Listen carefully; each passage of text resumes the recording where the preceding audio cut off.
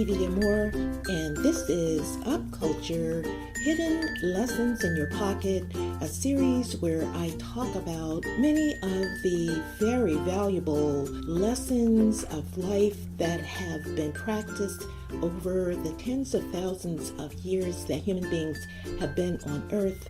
Lots of these lessons are now hidden or buried somewhere, but they contain a whole boatload of information about living a more enriched life, wealth building tactics and skills and strategies. And by wealth, I don't mean just money. They contain successful parenting techniques that have proven effective over generations, as well as just lots of tidbits about how to create and sustain generational uplift. Smart people know that good information is always hot. It never gets cold and it never gets old. Lesson 2. Playing the unpredictable card is for winners. Well, the longhand version of this title is, in the very competitive world that we live in, if you are predictable, you are almost always guaranteed to lose or come up short when you go after resources that lots of people want. Now, some of you who have read some of my many blog articles that I've written since 2006 know that I've had a lifelong interest in anthropology. I majored in it in college, but when I think about it, I've always been interested in anthropology. So what is anthropology? Well, anthropology is the study of humanity over the long term, as well as details about animal behavior in general, or it studies the inner workings of societies and cultures from around the world. And I've always been interested in that. It's fascinating to me, but I wouldn't advise young people to spend a ton of money getting degrees in that area. I had to carve out a career as a behaviorist. I was a professional behaviorist working with behavior modification techniques, and I love doing that too. But in particular, I've been interested in what works and what doesn't. So that's right in line with this particular series that I'm doing on these hidden lessons taken from the track record of human beings over thousands of years from many cultures around the world. Some things work and some things don't. Throughout this series, I'm going to use certain analogies in order to better explain certain ideas and lessons. And one of the very first analogies that I'm going to put up is the animals at a watering hole analogy. Now, I'm really going to stretch out this analogy in this lesson, so bear with me. But I certainly want my grandchildren and those in my lineage to understand this very critical lesson, and there will be people of various ages listening to this. So I'm going to break this down. Now, we all know an analogy is when you compare two things that don't seem to have anything in common. But if you look beneath the surface, those two things have certain parts of them or have ways that they work that are very much alike. So just think about the animals at a watering hole that go to that watering hole to get water.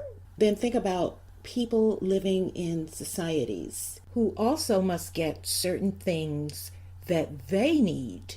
Now, the water at the watering hole is a resource. It's something valuable that all life forms, or most life forms, need in order to live. You can't live without water. So water is a very valuable resource. And not only is water a resource, but a certain kind of water, meaning clean water, is a resource. Drinkable water, water that won't make you sick. There's lots of water in the world, but a lot of that water is not fit to drink. For example, ocean or sea water, you can't drink much of that because the salt content in the water will kill you. Well, even in lots of other smaller bodies of water, you can't drink the water for various reasons. So let's just think about a watering hole where lots of animals come to drink clean water. That water is in high demand, and there really isn't that much of it. Also, there's not that much space around the watering hole, for one thing. So you can't get access to the water all the time. So let's just think about animals like lions and zebras, baboons, or other apes or monkeys, birds. They all need that water. Likewise, you need certain resources. Things you really, really need, or in some cases, things you want in order to live a quality life. You need water, of course, and food, and you need a shelter. You need to work, so you need a job or your own business. If you plan to have children, you need a quality wife or husband. You need money to pay for your electricity and telephone, to get good medical care, to pay for transportation, recreational activities, to get a quality education for yourself or a plan for your children's education. So all of these are quality resources and high quality resources. And most people in the world want those very same resources. So these resources are in high demand. Now, getting back to not being predictable, well, most people know that other people want those resources. But what they don't know is how each of us is planning to get those resources. So let's think of the resources as the water at the watering hole. The animals need that water from that watering hole, and you, as a human being, need various quality resources in order to live an uplifted life. That's the analogy. On the surface, it looks different, but underneath, you both need certain critical resources. You have to think, and this is you at any age, because even if you're a young child, you want certain things that other young children want. It could be something you want at home, or something you want at school, or something you want on the playground.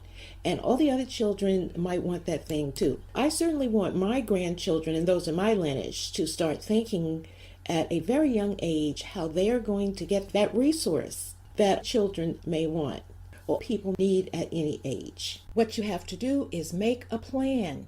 It might be a simple plan, it might be a complex plan. After you make the plan, then you go about carrying out the steps of the plan, one step at a time. Sometimes you might have to double back and change a few things that might not be working that well. But if you are persistent in doing this, you will be able to gain access to many resources. Many people are not going to get those resources because they're going to give up.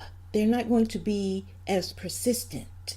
And you certainly cannot be predictable, because if everybody wants a certain thing and there isn't much of that thing, then those people, whether they're children or people of any age, who have the power to stop you from getting that thing, are going to try to stop you from getting it in most cases. For example, look at the lions at the watering hole. Do you really think they're going to move aside and let the zebras come to the watering hole and say, okay, it's now your turn to get some water? No, they're not. And if the zebras are crazy enough to come there while the lions are there, they will be eaten, because we know that lions eat zebras. They eat meat. So anything that's meaty, like even the birds, the apes and monkeys, those lions will eat them. These animals know this. Other animals have learned instinctually over hundreds of thousands of years to stay away from the lions. And the ones of them that didn't learn that survival lesson were eaten and never were able to reproduce or have children. So the only animals that you see around are the ones that learned certain lessons a long time ago. And the same goes to a large extent for people. If you don't learn certain lessons about survival, you are not going to survive very well. You may be alive, but you'll be suffering because you will not be able to get certain critical resources that you need, and you won't be able to supply them to your children. So if you study animals in the wild, you can learn a lot from them about survival. This is a part of anthropology.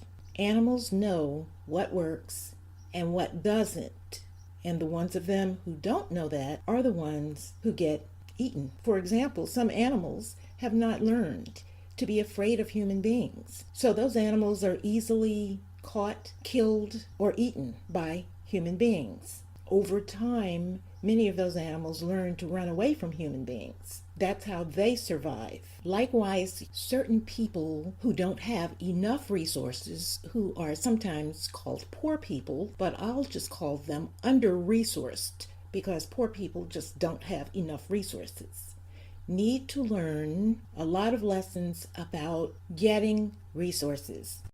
Everyone could learn more strategies and tactics insofar as getting resources and hanging on to them.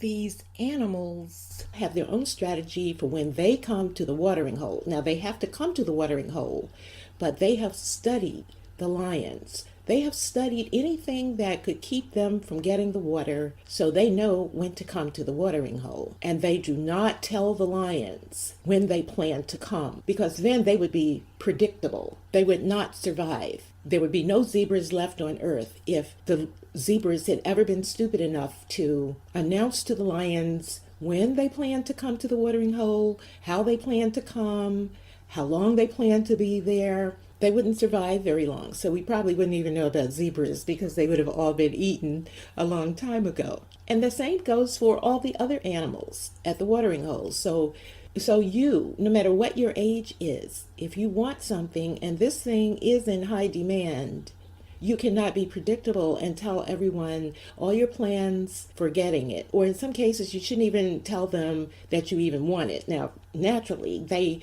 will assume that you want it, but you don't have to share any of your strategies for how you plan to get it. You could even pretend that you're not particularly interested in it, especially if you don't have a whole bunch of other people who can protect you when you're at the watering hole, or to help you to get there, or to get away safely, or to get your share when you get there. You have to think about how you're going to do this and succeed at doing it. That means you cannot be predictable.